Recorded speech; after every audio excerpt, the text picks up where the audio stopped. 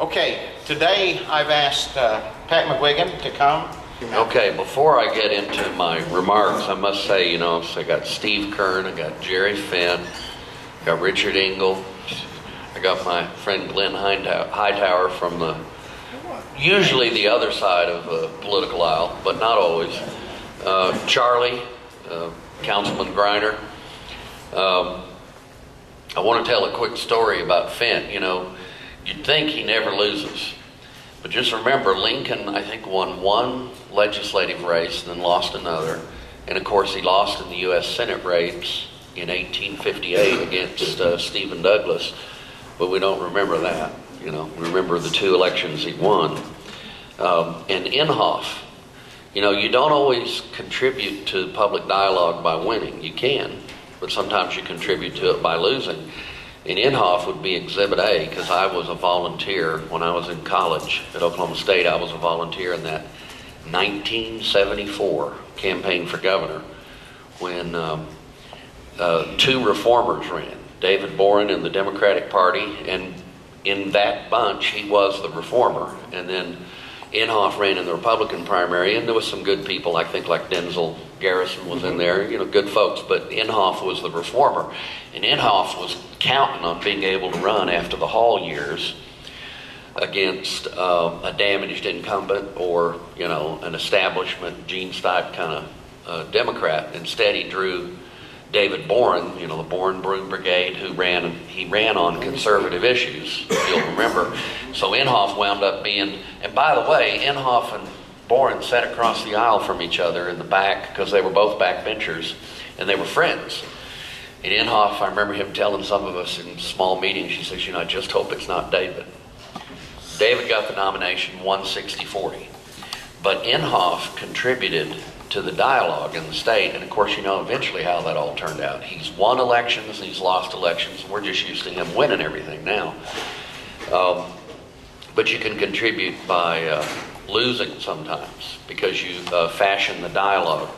There's a reporter's disease, and it's called who-gas. Who knows what who-gas means? Just a couple. All right. This gentleman right here that put his hand up, and me, I'll be over here after the speech. I don't want to offend anybody, but if you want to come up and ask me, I'll tell you what who-gas means.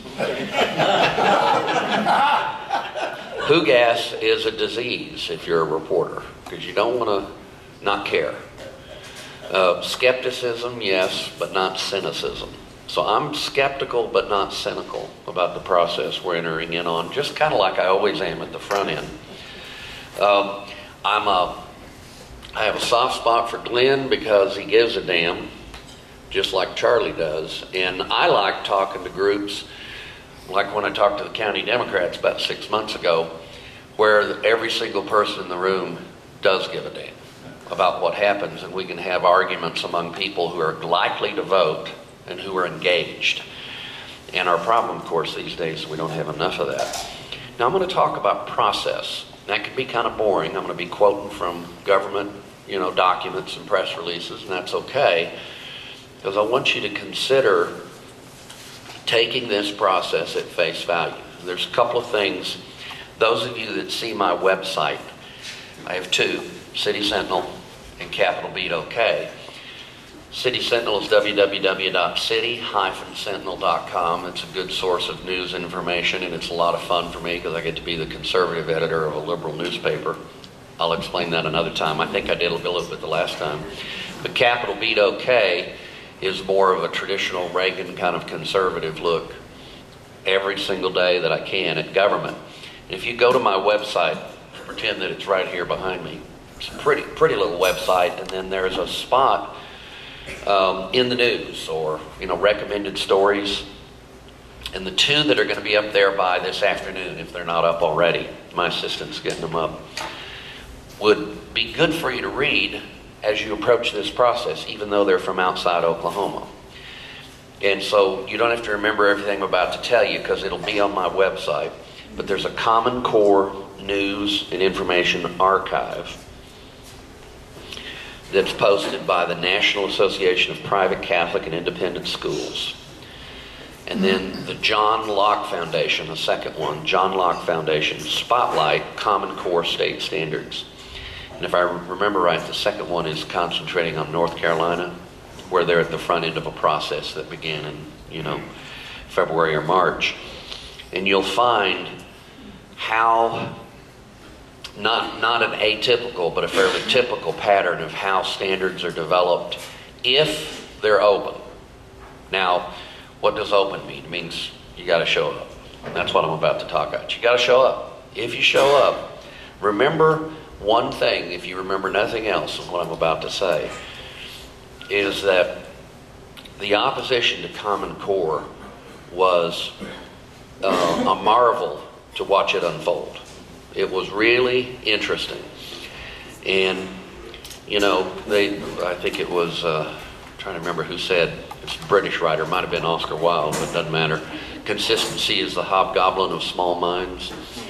Now, that's one cynical way of looking at consistency. The other thing is to look at consistency like a Joe Dorman. Whatever you think about Joe, he was again Common Core in 2010, and he never changed his mind. Now, his motivations were a mix of conservative type criticisms and public school teacher union type criticisms, but nonetheless, he was against it from the beginning. So he's one of the few guys that had the luxury of voting against that. On the Democratic side of the aisle, there were a few. Of course, there was a lot more Democrats back in 2010 in the legislature, but he voted against it, and he stuck to his guns, and he got to vote against it again this past year. And the top story I've done in recent history in terms of hits, online hits worldwide, is the story I did about the intensifying, it was before it was repealed, the intensifying opposition to Common Core, including the fact that who would have ever thought, because it was right after filing was over, was when I posted the story, the guy that's going to be the Democratic nominee is to the governor's right on the Common Core issue, and it turned out he managed to get there on guns as well. And then months later, you have a couple polls come along, and it's 45-40. Mary's ahead, and the Rasmussen poll, which is supposed to have a Republican bias, all right?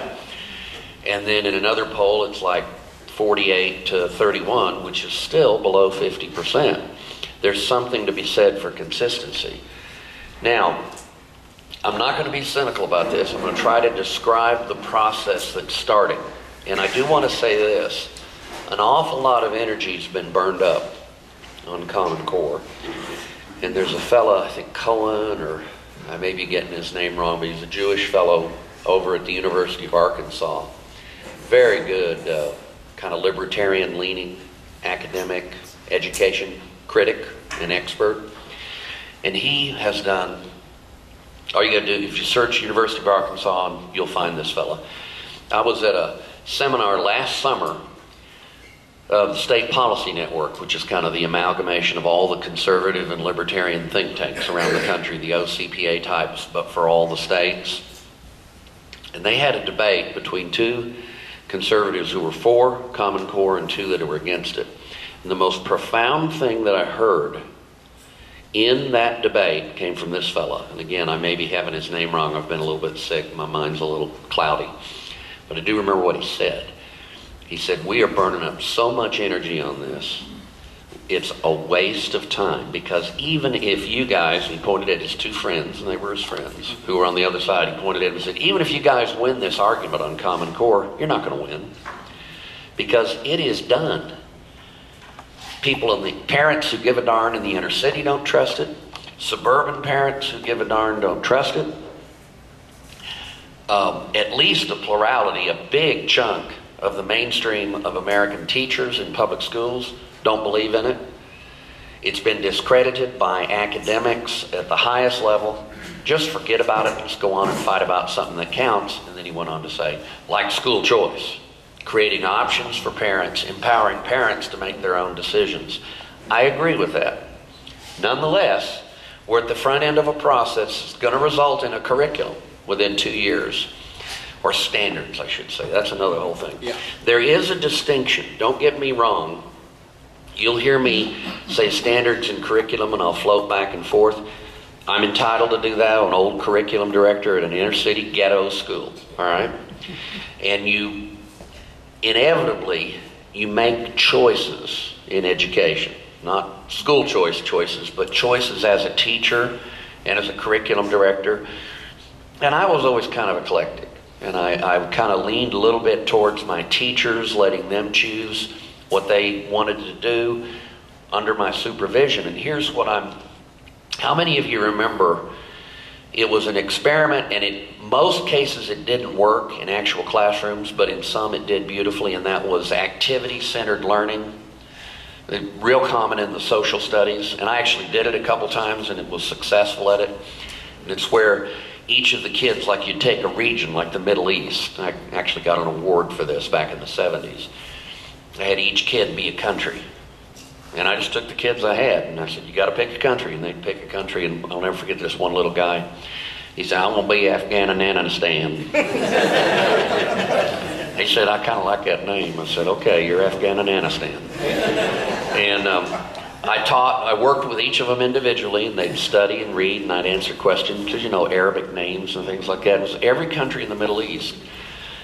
And it was it was the spring of 1980, right after the Russians had invaded Afghanistan and dropped in their troops, and the Soviet Red Army, and the friends of the West in Afghanistan, many of them had to flee. It was right at the time that the Russians were deeply involved in trying to suppress an Islamic movement in Afghanistan. It was a very fascinating time. Well, I had each kid be a country, including Israel and the United States. And then we started running scenarios. And they couldn't do something that didn't coincide, with what they knew about that country in its current position. So it was great. It was not me standing up and giving a lecture and them taking notes and answering multiple choice. That kind of learning could work. I'm more comfortable and I'm more traditional with, I guess for lack of a better term, a Socratic type method, where there's a wise old head, a wise old person who hopefully knows a heck of a lot about their subject, and you teach, and the kids tell you what they think that means, and you do interpretation, and then you have some yes, no, facts, multiple choice questions to where you want them to get the content, period. Both of those are legitimate ways of teaching. I think the latter one generally works better, but the other one can work. Well, it's similar on these kinds of issues. When you get to curriculum, you're always picking and choosing. And my objection to Common Core, and then we'll leave the objections behind, was always the presumptuousness of the assumption that there can be a committee somewhere that's going to decide what all the parameters are and then drive curriculum with that. Because the truth of the matter is, there are outcomes we want everybody, like in math. We're going to be talking about English standards and math standards. And there's things, it's like Rush used to just infuriate the liberals. 2 plus 2 is 4, even if you have a problem with that. Okay? Or, 3 minus 1 equals 2, even if that troubles you. Okay? That's math standards. Okay? You want them to get their math right. And drill and repetition, remember your times tables? In math, drill and repetition has a much better track record of success than the so-called new math. Right. Now, why? Because the new math, much like a lot of the assumptions behind Common Core, the new math was an effort to reach for the stars, literally in the space age era of our country. It was an effort to reach to higher order learning and this and that. Here's the problem. Before you can get to that, what do you have to have? The building blocks. Remember that great old movie? You want to understand new math versus old math? Watch the movie about Jaime Escalante. Was played by Edward James Olmos, the Latino teacher, the ghetto, I think it was LA. And he took kids that were absolutely from the hood, mostly Latino, with some black. And he taught them all the high-end math stuff, to the point that when their test came out, the assumption was that they had cheated. And, so he said, okay, you design the test, as long as it's old-fashioned calculus, and we'll have the kids take it again. They did, same results. These kids were setting the curve. Long story short, what was he teaching? He wasn't teaching, 2 plus 2 equals 4, unless you have a problem with that. It was 2 plus 2 equals 4, shut up, let's go on. And then by being disciplined over here, they blew the lid off on this side. And he did it with them in 2 or 3 years. That's what's amazing. This wasn't half of their lifetime. And by the way, that cadre of kids went on and got college degrees. They're teaching at colleges and universities all over America. They're working for companies where science is valued.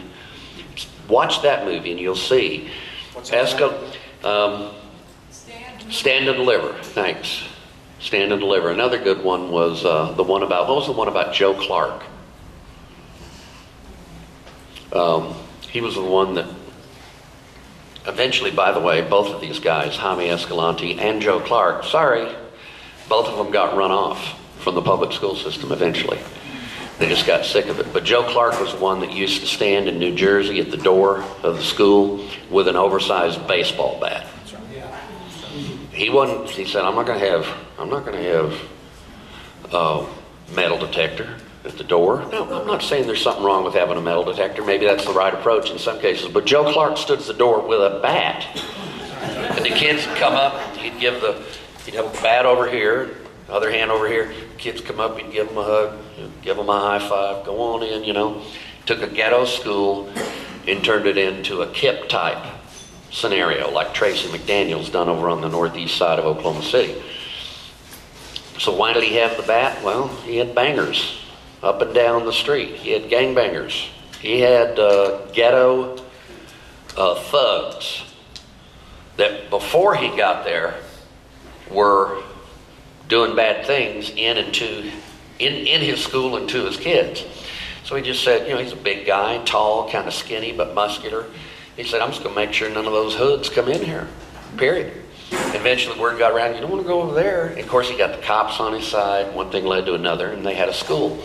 So that's sort of a predicate. And then over here he could teach them to dream and think about once they had basics and they had order in their classroom. Okay, so there's a preface. Now, State Department of Education just a few weeks ago started a process. Let's see, this was back in July. I'm going to talk about the framework and then a couple of particulars. They issued a press release encouraging educators, parents, and others to take part in the development of new academic standards for English language arts, ELA. Your eyes will start to glaze over unless you memorize some of these things as you read. ELA, English language arts, acronyms, that's what we do in education, and in mathematics. The Department of Education is announcing, in keeping with House Bill 3399, which repealed Common Core, said we're going to have a process and we want, say, y'all come. And I think they mean it. Let's take them at face value. I don't know who the next superintendent's going to be. I believe it was in this room the last time I was here that I gave some pretty good criticism of Janet Barisi. I don't doubt her heart, but I doubted the way she approached political issues, which when you have power and you're elected to something, politics is going to be part of it. Remember the old scene in Fiddler on the Roof where the hardcore socialist, was in love with Tevye's middle daughter and he was courting her. And finally they're talking one day, it's a long story, but they're talking one day and she gets disgusted and throws her bonnet down or something. She goes, you make me so mad, you think everything is political. There's this long pause. And he's looking at her and you begin to figure out what he's thinking. And finally he goes, it's not? And, she didn't want to have politics. He thought everything was political. He was a hardcore socialist. And part of the point of that movie was that eventually, whether they were a hardcore socialist or a believing Orthodox Jew or anything in between, they all had the same fate, which is they got kicked out to leave. But politics, okay, it's part of it. Priority academic student skills, PASS. Now I want to say something about PASS. I don't think they were perfect. I don't think there were some idyllic golden age of the PASS. They were standards developed under the Sandy Garrett era. But Fordham University gave our standards a B+. Fordham's, informed, intelligent education analysts and critics. And they gave an A- to Common Core. Now I want to be fair, especially since this is being filmed. Fordham can tell you for 15 minutes why you shouldn't conclude from their analysis of PASS and their separate analysis of Common Core that they were saying they were almost the same. As an education analyst and a longtime reporter and writer and a guy who can think and I know how to read government documents, Fordham was basically saying there's not a whole lot of difference in terms of the outcomes. So PASS, which never had all this controversy, it doesn't mean it was perfect, but Oklahoma's homegrown PASS standards got a B+, Common Core got an A- from an advocate of Common Core, and then they spent their time trying to explain why the apparent indifference about the outcome didn't mean anything. Well, what the education department said under Breesy was these new standards will be by Oklahomans and for Oklahomans. They will reflect Oklahoma values, principles, and a commitment to excellence. That's why it's vital for the standards creation process to include the voices of Oklahomans from all walks of life. Educators will write the standards in a collaborative process that encompasses critical input from parents, the business community, and anyone else invested in making sure Oklahoma schools are second to none. Now, close quote. I choose not to be maybe skeptical, but not a cynic about that. If you go to my website, or just go straight to the State Department of Education and start looking for standards, you'll find ok.gov/SDE/new standards. Okay? It's pretty easy to remember. You go to their website and look for new standards, and you'll see an application process, an application form. If you'll remember, we had a lot of teachers who were critical allies in the process of rolling back Common Core, which was an effort to centralize nationally curriculum development. That's what it was. Were the people that designed it evil? Is everything about Bob Gates, part of a big conspiracy? I don't think so. I don't think all those folks are evil, but that was the end result. And the proof was in the pudding when Obama started saying, and Arnie Duncan, who had campaigned as a semi-reformer, Arnie Duncan had, before he became National Education Secretary, they said, we're not going to impose anything. And then what were they doing? You'll do what we want or you won't get your money. You won't get taxpayers' money that's supposed to be for your children unless you do what we want. That's the proof that it was an effort to centralize and nationalize yet another aspect of American life. End of editorial. Go look at that application process and see if there's a place where you fit, and encourage teachers that and they're all over the map, Glenn. There's some liberal, there's some conservative, there's some in between, just good teachers that didn't like Common Core. Encourage them to be involved, because it is going to be dominated by, but not exclusively run by educators. So encourage teachers, and then pick one for yourself that you think you might be interested in. Fill out the application and send it in. Now then, there'll be a steering committee that will include the new executive director of the Career Technical Education Board, the state superintendent of public instruction, so whoever takes Breezy's place will fill that job, secretary executive director of the Department of Commerce, 2 members of the State Board of Education, and then other folk. Now then, in keeping with, don't let your eyes glaze over and we'll start discussing and asking questions. This is process. And I guess if there's anything I pride myself on is back in the 1980s, I started my research in 81. I did a series of 7 books, Jerry, on legal policy issues. The first one was called A Blueprint for Judicial Reform. The last one was called Crime and Punishment in Modern America. And the last one was called Law, Economics, and Civil Justice, A Blueprint for Reform. So I'm a non-lawyer that hung around with lawyers. And what I learned was the importance of process. Not just legal process, but also the political process. And like when it came to judges, how they were picked, the role of the American Bar Association, the quiet pressure of the senators, the quiet pressure of the White House. Give us 3 names, Senator Jones, but make sure that one of them is so-and-so. All of that I got to be kind of an expert on behalf of the conservative movement at the time. And I was often complimented, boy, you're a real wonk. In that case, I took it as a compliment because I understood the ways in which relationships and the rules down on paper do matter. And then the times that maybe there's going to be exceptions to that and how you can work the process to have a better outcome. Well, the state of Oklahoma just applied formally, as Breesy had promised she would do, filed a request with the U.S. Department of Education for an extension of the flexibility waiver under the Elementary and Secondary Education Act, No Child Left Behind, the earlier law. And we need that waiver. Okay, you can choose to fight a fight to the death that we need to cut all ties with Washington right now, and it's a good constitutional conservative position that right now won't work, won't achieve its goals, but it's one we should keep in mind for the future.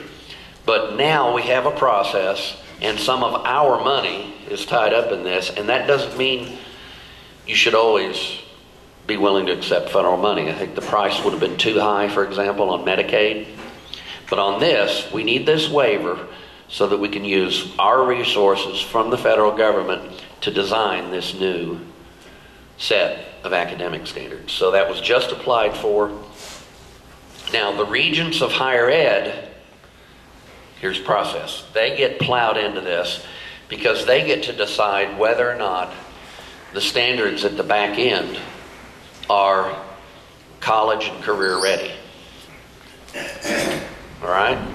And in the past, they thought pass, that gets alliteration there. Back when, they thought pass was sufficient but not all that it could be. And that may be where we'll come out on this. So there's all Title I money gets wrapped up in this, which is your money for kids with special needs. I mean, it just gets very complex. But that press release just came out and it's posted on my website. Now, if you go to the Department of Education website and you click on the standards, and eventually you get not only to that application form, but then there's an explanation of the committees. And I printed it out. You've got an executive committee, and it says who the members will be. And you've got subsets of the executive committee for language arts and for math. Then you've got a standards creation team, which is where the teachers are going to be key players, but other people can participate.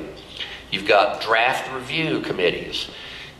You could be on a draft review. If you're an experienced writer, an education analyst, or just somebody who cares and is willing to invest some time, I would encourage you that have some knowledge pre-existing, so that you don't have to reinvent the wheel. But if you think you're up to it, that's one where you don't even have to go to physical meetings. You can review the drafts of the standards. I guess I should explain, there's a lot of people involved because it's every grade and every subset that I've described. So for starters, you've got math, you've got English language arts, and then it's every grade. Because the idea is to have something that builds sequentially so that the outcome you have kids that most of them, boy, if we could get to where most of our inner city kids and our Tulsa and Oklahoma City kids, let alone the rest of the state, could actually read at 3rd grade level by 3rd grade, or read at, maybe the 10th grade level by 12th grade, that will be one definition of success. So read that carefully. Then there's assessment design committee. How do you figure out if you're succeeding or failing? That's what that group's going to do. Okay, how do we test? What kinds of measurements are we going to use? What sorts of tests? Who gets to play? Let's just assume that McGraw-Hill might not be involved in the next round after the disaster of the last couple of years. Then the regional advisory committee, and that's it. So after everything's set up, a year and a half, 2 years from now, the legislature says, okay, we approve that. It comes out of this amalgamation process. Then how do you assess, and then who's going to be involved in the committees to advise the Department of Education on how it's going at the grassroots on a regional level? So there's several different panels, and it's for each different age group. In the best way, if you give a damn about this, if it's something you want to invest your time in, there is a process. And the thing I've found is win, lose, or draw, one more often than not, in my involvement in policy issues, you learn something by trying, by throwing yourself in. And Charlie's got a little story about something he's done just recently that's a good example. You learn a lot. You find out, well, some of these people meet my stereotype of educrats, and some of them are really pretty thoughtful folks. And some of them don't want to hear a contrary opinion, and others are willing to have a real discussion and a debate. It's going to be all over the map. But to make this work, and to make our standards be something that is Oklahoma-centered, centered on the values and perspectives of people in Oklahoma and not the Ivy League, we have to be involved. Bill Buckley, who was really a very intellectual, elite kind of guy, but I'll never forget when he ran for mayor of New York City, 1966, when he was a young man in his prime. He ran for mayor of New York City, and he was known as this erudite scholar. He had written the book God and Man at Yale, which was a fabulous book and a huge bestseller. And they said to him, what would be your initial plan, the New York Times, what would be your first action, of committee of experts to govern the city of New York City in a better way than it's been governed, have better discipline in the budget? And Bob McGuigan goes, the first thing I'd do is I'd invite the first 150 names in the New York City phone book to a meeting, because I would trust their judgment more than I trust the current city council and leadership of the various special committees. And you know what, Buckley, you remember firing line, those of you that are my age or a little older, he was fabulous, and he could argue with the best of them. John Kenneth Galbraith was who was a big liberal economist, but he was the godfather of Christopher, his son. And somebody once said to him, you have this show, and you're obviously very conservative, and how is he? He goes, I'm a conservative in all things, save my choice of friends. And I guess I'm kind of that way. Richard's known me a while. I've got a lot of friends on the other team, but I'm going to take this process at face value. I'm going to write about it. I'll be talking about it. I'd love to see, if out of this whole thing, 1 or 2 or 3 of you wind up on a subcommittee, and we collectively are a little better informed, and the process is a little bit better than it would have been. I think it can be a lot better than it would have been. Because, remember, if you're a constitutionalist, where is this in the U.S. Constitution? Right. Nowhere. Right. It's up to us. It's not up to Uncle Sugar. It's up to us. If we're going to have public schools, they're our public schools. We run them in the states and localities. Maybe we shouldn't have ever started taking, by the way, at the press conference where the beginnings of this process was announced, I asked Mr. Summers, who I think was a shade more moderate than me. I asked Mr. Summers, what is the percentage of federal funding for Oklahoma public education today? Right? This snapshot in time. And he goes, I said, 10, 11%? And he goes, no, it's down to 5 to 7%. Okay?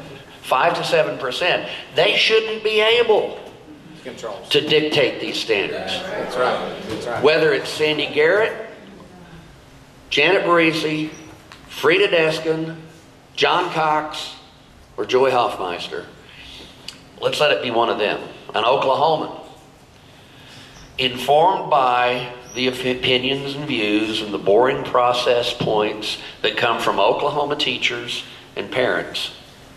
That's where this should be framed. Because after all, because one of the points I was trying to make with my colleagues in the press corps, and they're my friends, but you know, they're, oh, we'll lose all this federal money. And I was saying, is it 10 or 11% right now, Bob? Mr. Summers, you know, at that time, the secretary. He goes, no, this year it's 5 to 7. You know, he kind of looked up, did the calculus. It's about 5 to 7%. So if we lose 5 to 7%, that means between the state and the localities, you've got 93 to 95% of the money still there. That is not a catastrophe. That's different. That'll be a challenge, but that's our money, and it's our public schools. So I'm hopeful about this. I'm optimistic about it. And by the way, what you do in moments like that, if you have a conservative in the press corps, and I value every one of those folks up there at the Capitol. There's only half a dozen of us, unfortunately. Back in the day, there used to be about 15 or 16 people year-round. We have that many during session now, but in the off-season, it's less than a half dozen of us there all the time, every day. I value each of them. I don't want anybody. I learn from them, and that's an example of why you want a conservative or two in the press corps asking questions. Because I overestimated what the federal percentage was, and if money is all that important, just keep that in mind. It's only 5 to 7% of the state education spending. Okay. Questions? That's really interesting because as I was on this most recent committee, I was visiting with the superintendent of a small school district in the state, and I asked him what percentage of the federal funds was part of his budget, and he said 6%, so it's right in the middle of that range right there. I also asked him, would we be better off? Would your school be better off rejecting that 6%? And then you no longer had all of these federal strings, and now you could rearrange what you're teaching. He couldn't. That was a concept he couldn't get his head around. So it was just too much for him to answer that. Here's my question to you, Pat. And in sitting in 2 different committee situations, a total of 5 different days, and I was about the only non-teacher in these committees. I visited with as many teachers about as many things as I could. And I know that the standards are designed to hold people accountable, to make sure that we're getting our money's worth. But I also realized there was quite a sentiment there that trying to achieve the standards actually interfered with the education process if the teacher was really a good teacher, was passionate about teaching. Could you address that issue of the value of the standards versus letting parents determine whether or not teachers are good and whether we do that? I guess I'll answer by telling, as I sometimes do, telling a story. When my last 2 years at Oklahoma State University, I was the director of a course called the Schools and American Society. The Schools and American Society. It was sociology of education. And there was a set of objectives I needed to achieve.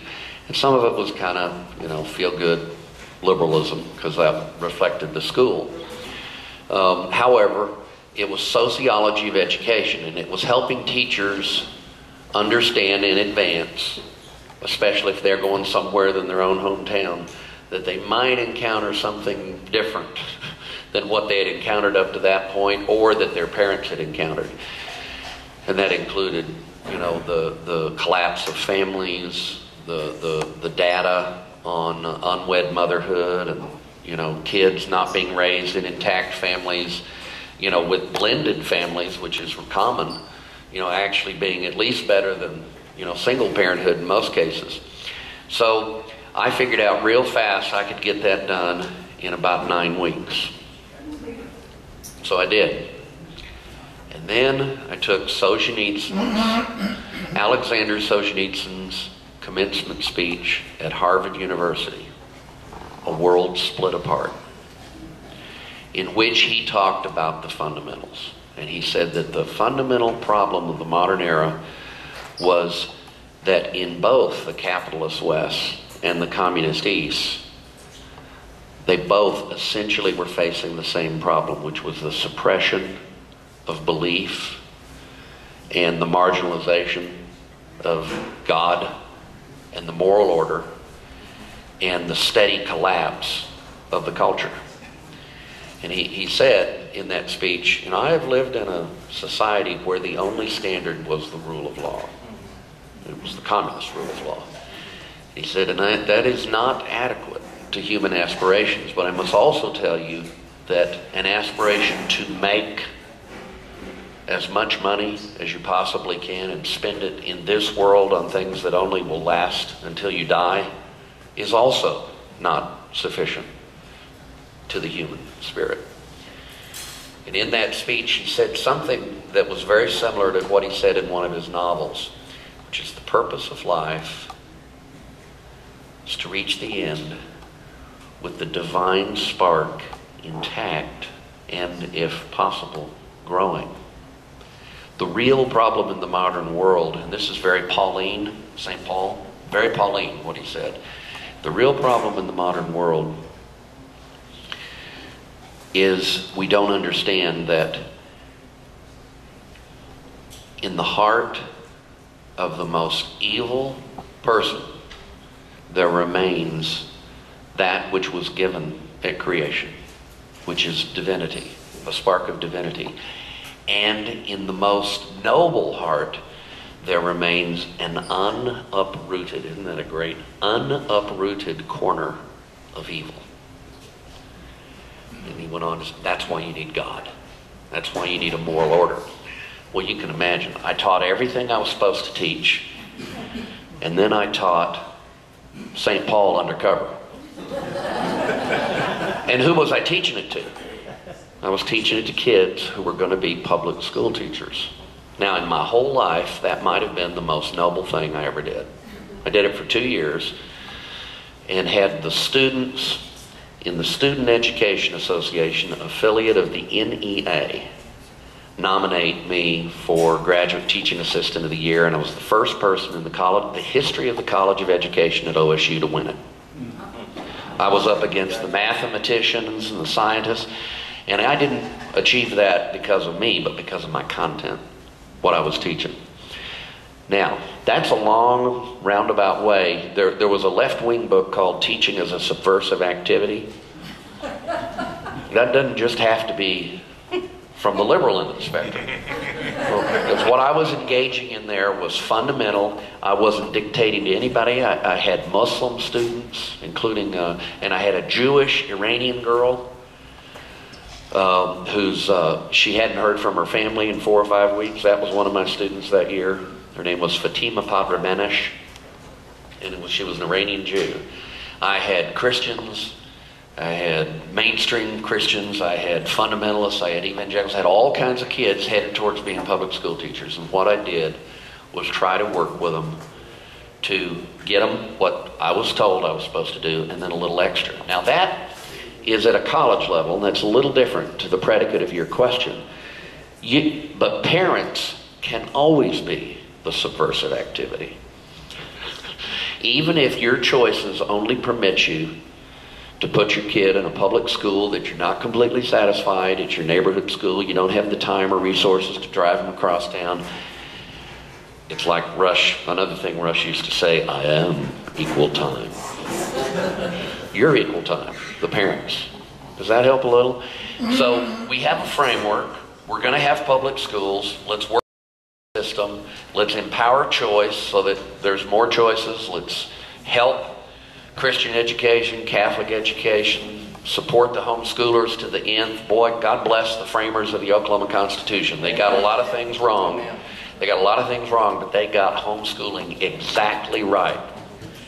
It is so well protected in the Oklahoma Constitution that it's a real strength to our data. And by the way, I remember I asked Sandy, who's a friend, but I asked her many, many years ago, Sandy Garrett, I said, now we can't get vouchers, we can't get tax credits, we can't get these other things, all of which we have pieces of now for special need kids and some others. And I said, but do you want to give up the homeschooling and private school data when it comes time to report the ACT scores? And she said, she laughed, she said, absolutely not. And I said, it's a different way of asking the question, isn't it? Yeah, it is. Only 5% of our kids are private school kids, and there's some smaller percentage that's homeschooled.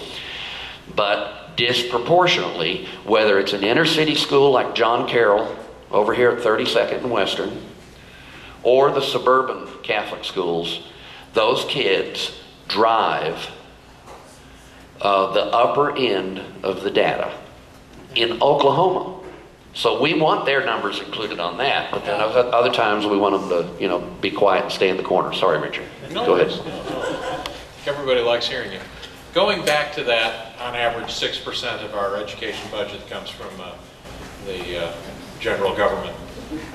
On the expenditure side of our education budget, what percentage is spent to get that 6% in both application and cost of compliance? I don't know, and it's a heck of a question.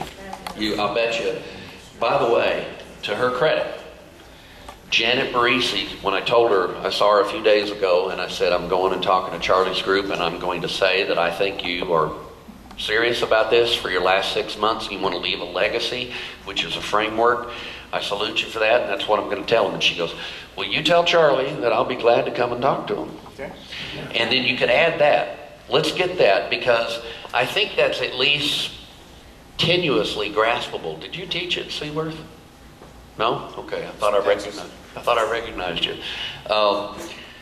So have Janet come in, let her do her thing for 15, 20 minutes, then pepper her with questions, and if you tell her ahead of time, she could try to grasp that, because she'll be, I was critical of her in terms of the way she handled things politically. It was like some of her aides set out to deliberately piss off the conservative movement, But on that, you're going to find her heart's in the right place, and she might be able to discern. There's probably been academic studies on that. I just don't know. What does it cost you to get the federal money? And all I can tell you is I did grant fulfillment was one of my jobs at Seaworth Academy, and it was not the majority of my work, but it was a lot of work. It was a lot of work because I ran the curriculum for grades. More than 6% of it? Yeah. Probably 10 would be my time. And see, then I don't know how that would translate out in that particular schools. It's almost a system within a system because it was a charter school. But I'll bet you that that's something that people have, and if it's half the cost of the program, that's too high. Yeah. And if it's all of the cost of the program or more, well, it's ridiculous. Why are we doing it? So you want me to invite Janet so I can get rid of another 50% of my friends? All right. Just remember Reagan got everybody all mad in 1976 when he picked Schweiker as his running mate, because people immediately said, he's a northeastern moderate liberal, but they hadn't paid attention because it was education, pro-life. There was about half a dozen key issues that Schweiker was a conservative Republican on. And what he did in the remaining 4 years before Reagan was elected in 80 is one by one, he came on board on the rest of them. And Reagan made him Secretary of Education, and he was a pretty good one. Schweiker was a pretty good Republican conservative team player. Well, I'm going to make a bold prediction. Freed from the nightmare of running the Oklahoma Department of Education, keep an eye on Janet Marisi. I think she's going to do good things. It's going to count. It may be advocacy. It may be research. She's smart. The best charter school model in Oklahoma are the two Independence charter schools. Independence over on the middle school and then the Harding school. They are the best. Now, someone very different, Frida Deskin, who's, I wouldn't call her a multi-issue conservative, but she's run a good Aztec system. So keep an eye on Janet and give her time to grow. And if she said that, she meant it. She'll come in here, she'll take your questions, she'll engage with you, and it'll probably be entertaining. Might get the room full. Yes, sir. I'm Rayford Brown. I'm a retired lieutenant colonel, and I was once a commandant, but not the Academy of Military Science. Speak into the mic. The definitions are what drive Common Core. They are socialist, and I thank Charlie for inviting Dean Gocher here and the chance to go up and listen to him speak at Fairview, because I picked up some of his literature and it has opened my eyes. It has removed the cataracts. If you take Common Core at its words, you don't know the definitions. Higher order thinking is not higher order thinking. It's an entirely different definition. If I say Democratic Republic, you think that's a good thing, don't you? But if I add the rest of it, the People's Democratic Republic of North Korea, it means something else. And that's what the communists have done with Common Core. It's the change between fact-based education and process-based education. And the committee of 3 students sitting at the table discussing 2 plus 3, what's the answer, and 2 of them say 4, and the one kid says 5, the 2 that say 4 are right because they had a consensus, and that's what they're looking for. The definitions, they completely redefined these definitions. So in part of HB 3399, they put the definitions into the law. Rigor, as defined in Common Core, meant making the student completely disoriented. They asking questions that had multiple right answers, did not have a right answer, were testing over material that had not been covered yet. This was what they defined as rigor. It made the student not want to go to school. So, well, Common Core is repealed in Oklahoma, and it really is repealed. But Common Core is not dead until you get rid of the communists in the Department of Education at the federal level that are driving it. We are wiping the nose of the disease. We are not curing the problem. And until we get back, this is all tied together. It's an attack against the country. It's against every principle that we know. And if they can take out a couple of generations, that's all they've got to do. Well, okay. When Charlie called, what I told him is I said, I'm going to come in and take at face value the process. I believe Common Core is repealed in Oklahoma. If you think it's not, ask Arnie Duncan. He'll tell you he thinks Common Core is repealed in Oklahoma. I think it's been repealed in Oklahoma. We're going to replace it with something based on those older standards, which were at a minimum less objectionable. But I actually think better than what we were going to get. We have to control the testing also, because the ACT testing, the same bunch that were writing Common Core are now writing the questions for ACT. Yeah, and that's a whole other problem, is that ACT, until the last couple of years, this is a tragedy of magnitudes, because ACT really was a pretty good exit test. And somehow, if that could be put back in place, it'd be better than the status quo. Because imagine if we could, if an individual district or a private school or some homeschool, they want to have their own measures and assessments, that's their business. But if we're going to have a common assessment, it should be something like the ACT. I got a 27 on, my son got a 31 on. It was a pretty good predictor of whether you had done high school level work and were ready for college. And we already have, this was true when I was still teaching, it was up to about 74%. It's now around 76% voluntarily are already taking the ACT. So I'm not I'm not marginalizing his comments. I'm saying I look at it differently. I look at it as a possibility. You know, is the glass half empty or half full? I think it's half full. Especially now. I mean, we have inspired a movement. We in Indiana, I might be closer to what he's saying, that a lot of it's still in place, but Oklahoma has inspired a national cause by being at the front end of people of very diverse views, by the way, who think, you know, we don't have to go with that watered down milquetoast commonality, warmed over European democratic socialism. I know exactly what he's talking about. Mr. Hightower. Glenn. Last question. Glenn Hightower, my question was the concern for public schools in Oklahoma, and I'm glad we have a choice. Closer to the mic. My question is preservation of public schools in Oklahoma. The legislature and the current group have cut them 28%. That's the lowest in the nation out of 50 states. And I wonder, there's nothing wrong with charter schools, but they're using tax money, taking away from public schools, and are they under the same rules? One of the Democratic candidates for state superintendent, Frida Deskin, gets a large amount of money for her Aztec school from the Oklahoma City public school system. No, I can't be audited. No, I'm not accountable. No, you can't ask me a question. The public schools, you know, we have an outstanding state auditor inspector in Oklahoma, and Gary Jones, and a wonderful district attorney. I mean, I've got confidence in Mr. Prater and certainly in Gary Jones.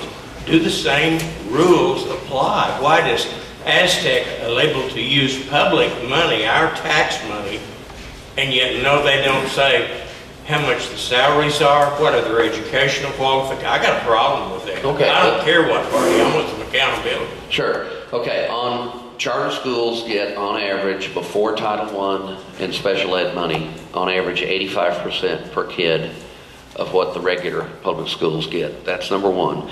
It'll go up some at a school like where I taught, Seaworth, because we had so many special needs kids. But it's still, you know, low 90s.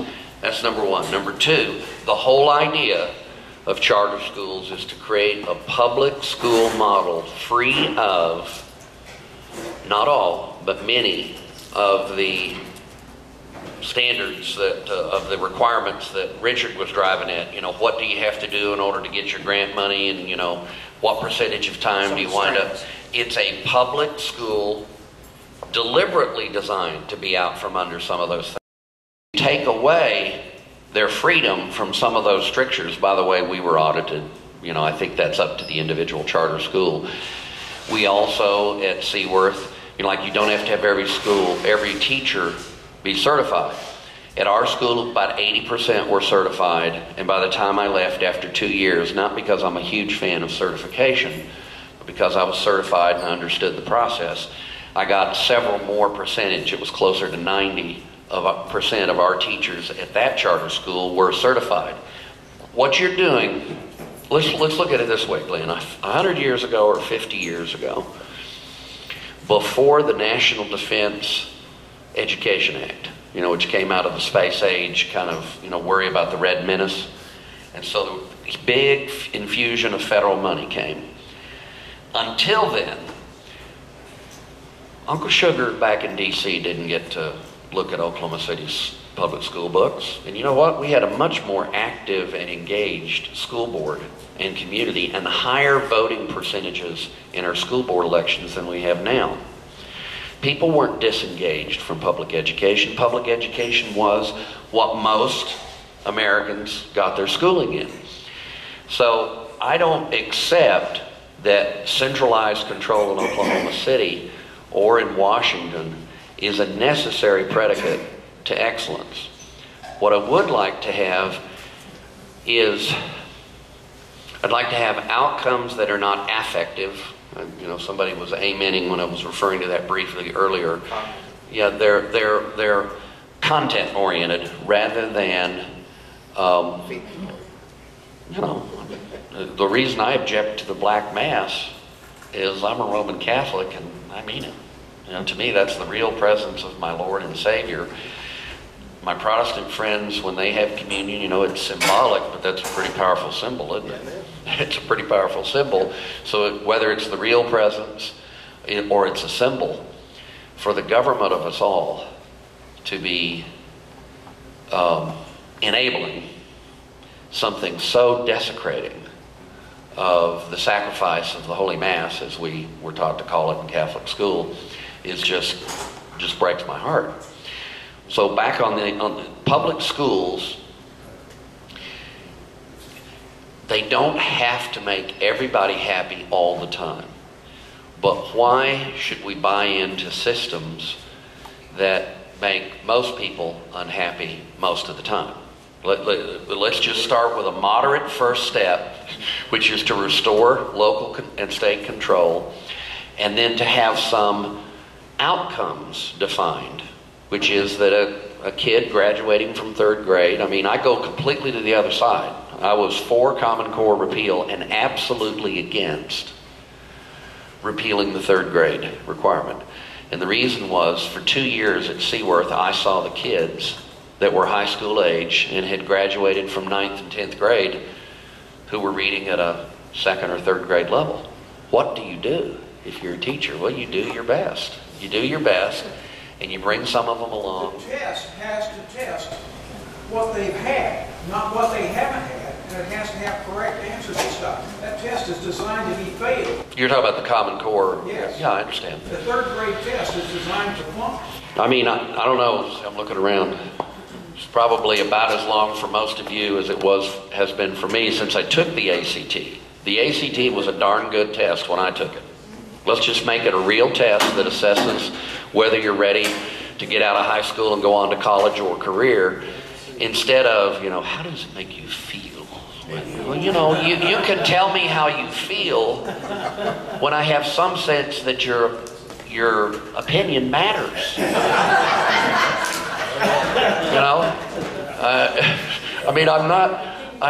It's not like, how can I put it?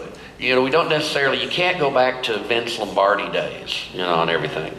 But the thing to remember about Lombardi is that he was hyper-disciplined, he was very strict and everything else. And what was the name of his autobiography? Run to Daylight. There's your higher order thinking. Is if you know what hole you're supposed to hit, to use a halfback analogy or a fullback analogy, you know the drills and you know the plays and you know the math and you know the law. When you hit that hole and there's a great big old 350-pound guy there, what do? You scoot this way and you run to daylight. Well, running to daylight, that's higher order thinking. And you can't do it until you know how to hit, how to think, how to cipher, how to write a sentence. And what do people say when they remember Lombardi? There's been 3 or 4 films, and he goes all the way from he was an absolute, Nazi in his standards with his players, or he was the greatest man that ever walked the earth. What do you hear again and again and again? You hear the same thing from Willie Wood, who's one of the most successful black businessmen in America, as you heard from Paul Horning, as you heard from Jerry Kramer, and as you heard from a guy that played half a season. He played half a season for Lombardi. And 20 years later, when a reporter asked him, what's the biggest, most important thing that ever happened in your life? And he said, I played for 3 months for Vince Lombardi, and he taught me how to be a man. This is our job. It's not the job of Arnie Duncan. It's not the job of a bureaucrat in Washington. It's not even the job. It can be facilitated from Oklahoma City by whoever our next superintendent is. This is our job. And we need to take it back and own it, because we've let it devolve over the passage of time. Well, let them do that. So we're equal time. You correct for the inadequate system in your own home. Just 2 quick things. Biblically speaking, God tells us that it's the responsibility of parents to train up a child. Whatever kind of school system you have your children in, if you have them there and you're not teaching them at home, it ought to be something to assist you in your God-given charge. That's number 1. And with that understanding in mind, the parents ought to really be the evaluators of the quality of job. That's why I care little about school systems. I care more about the children. I care more about the children than I do the system. And there's a big difference there. And then 2, I would urge everyone to go to our website, which is oklahomacpac.com. And just a few weeks ago, we had Dean Goucher here. Dean Goucher, have you ever heard of him? Have you? He was a teacher. I believe he has a master's degree in teaching, and God instructed him to go to a college community. He spent 5 years there, not teaching. He spent 5 years researching. He read 600 of the most boring books on behavioral psychology that you could possibly think of. But this is what is behind and driving our government educational system today. Bloom's taxonomy, which in my most recent committee I was serving on, the facilitator from Berkeley, California, brings this up to all the teachers as if they know exactly what he's talking about, and they do, because all teachers are introduced to Bloom's taxonomy, but they are instructed not to bother reading it, just facilitate it, just implement it until you get to the PhD level, and then you can read it, and you'll find out it's purely Marxist. And and in fact it says it is. So I would urge you to go to our website and check out that presentation with Dean Goucher. That was about 5 or 6 weeks back. So anyway, yes. Charlie, this is Bill Caffrey. I agree with everything you said, Charlie, because having a great presentation, but the thing is, we've lost the war, we're fighting the battle. In 1965, the Saul Alinsky's of the world took over the education of American children. Now we have to ask whether we can have this or that. I was raised in Wilson Elementary, where my parents and the PTA decided what the school was going to do. Well, we've given it up. Now we're told what to do by whoever. Now, I thought Janet Barisi lost her entire mandate, and I was 4 when she ran that. She lost her entire mandate fiddling around with this grading of the schools. I'll give them all a grade F. And I'll tell you another thing. If you look at your Bible, you look at Matthew 18:3. We have been teaching kids against what Jesus said. Jesus wasn't an evolutionist. And so we wonder why all the kids walk away from the church when they leave and go to college. That's the design of the Saul Alinsky's. It's the left, and they come right from the bowels of hell. Well, there's a lot to it, and I want to tell you, it's something that really has to do with our future is, because today's classroom determines tomorrow's generation and tomorrow's outcome, and it's vitally important. Pat, thank you so much for coming today. We appreciate it. Next week we'll be in the danger zone. Next week we'll have Paul Blair and Dan Fisher, and when those two are together, God only knows what's liable to come out of it. So look forward to seeing you next week.